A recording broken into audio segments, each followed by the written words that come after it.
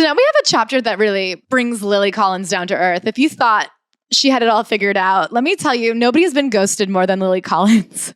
By the same person. Okay, this is a very funny intro to the chapter. She goes, I'm the first to admit that I'm completely obsessed with magic. She talks a little bit how much she loves magic trick. And then she goes, the trick I'm talking about also goes by the name of ghosting, if that's more familiar to you. This was an unnecessary segue. You could have just started talking about ghosting to be like, I love a magic show, but not when a boy is mean to me, and that's the magic.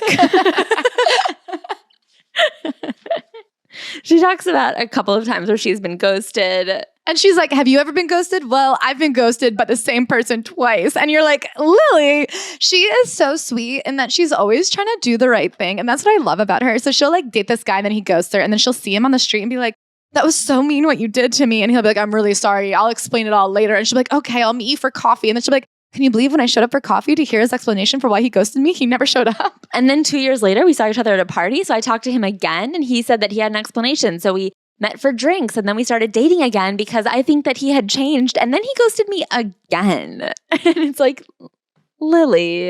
There's a couple times where she wants to have a tough conversation with somebody and the guy will go, okay, let's meet up for drinks later and have this tough conversation. And she's like, I can't believe he never came. And I'm like, yeah, he didn't want to have that conversation. He was lying to you, Lily. He never intended to show up.